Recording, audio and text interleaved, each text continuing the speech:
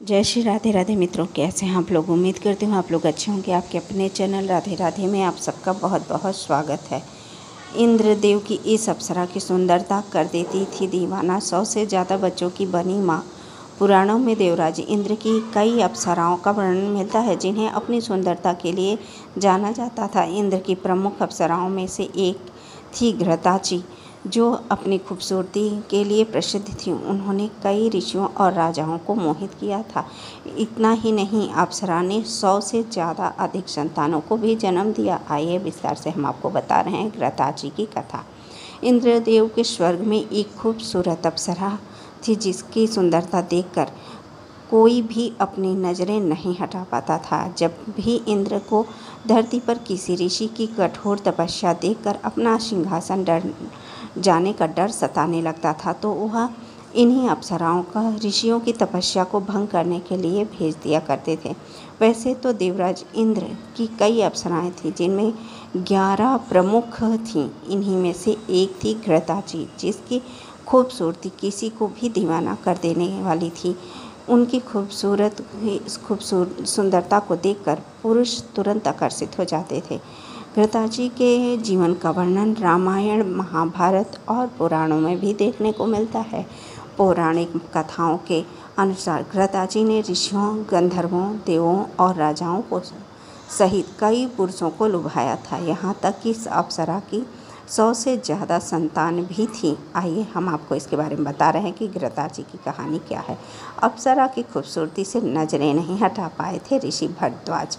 तो आज हम आपको ऋषि भरद्वाज के बारे में भी बताते हैं।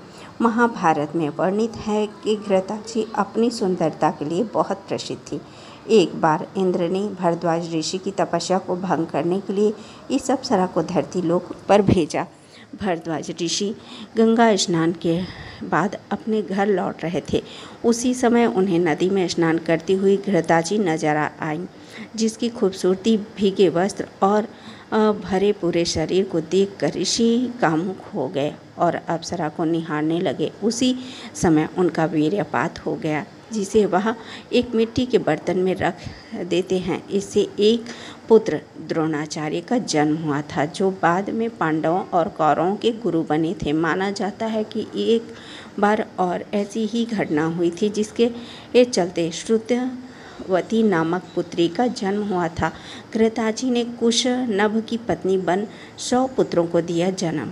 अब मैं आपको बता रही हूँ, रामायण के अनुसार घृताची आजक के पुत्र राजा कुशनभ की पत्नी बनी थी। इससे अप्सरा ने 100 बेटियों को जन्म दिया था। माना जाता है कि इससे भगवान वायु विवाह करना चाहते थे। बाद में कुशनभ को एक पुत्र की इच्छा थी, जिसे उत्पन्न करने के लिए उन्होंने पुत्र कामेष्टि यज्ञ का अनुष्ठान किया था।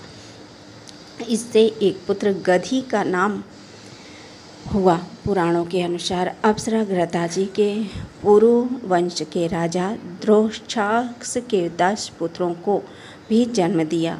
ये पुत्र ऋषितेषु कायेक्षेयु, स्थानीलेयु, कतेयुक, जलेयु, संतेयु, धर्मेयु, सतेयु, व्रतेयु और वनेयु थे। कहा जाता है कि घृताची को गंधर्व पर्जन्य से भी एक बार प्रेम हो गया था और दोनों ने एक पुत्री को जन्म दिया था, जिसका नाम वेदवती था। घृताची ने एक बार तोते का रूप भी लिया।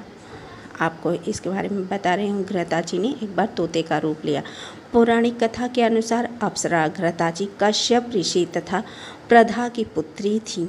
महाभारत के मुताबिक घृताची ने 54 के पुत्र ऋषि प्रमाति को भी लुभाया था। कहा जाता है कि एक बार ऋषि व्यास एक उत्तराधिकारी चाहते थे, लेकिन वह किसी के साथ भी विवाह नहीं करना चाहते थे। उस समय घृताची तोते का रूप धारण करके उनके सामने प्रकट हो जाती हैं। उसे देख करने के बाद ऋषि व्यास अपने बीज अग्नि में ही छोड़ देते हैं। इससे एक शुक नाम के पुत्र का जन्म हुआ था। पुराणों के अनुसार घृताची देवताओं के वस्तु कारक विश्वकर्मा के साथ भी रहती थीं। दोनों की एक बेटी चित्रांगदा थी, लेकिन विश्वकर्मा ने अपनी बेटी को किसी भी पुरुष से शादी करने के लिए मना कर रखा था। इसी के चलते उसे एक बेटा पैदा होने तक वानर बनने का शाप मिला था। उस समय घृताची ने नल नाम के पुत्र को जन्म देकर वानर बनने के श्राप से मुक्त कर दिया। नल ने बाद में भगवान राम की मदद भी की थी। आपको पता है भगवान राम की नल ने किस रूप में मदद की थी?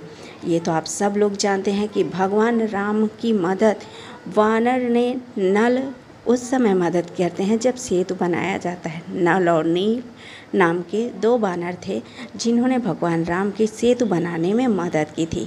ये वही नल हैं। तो आप लोगों को ये जानकारी कैसे लगी? अगर पसंद आए तो लाइक कीजिए, शेयर कीजिए और सब्सक्राइब कीजिए। जय श्री राधे कृष्णा।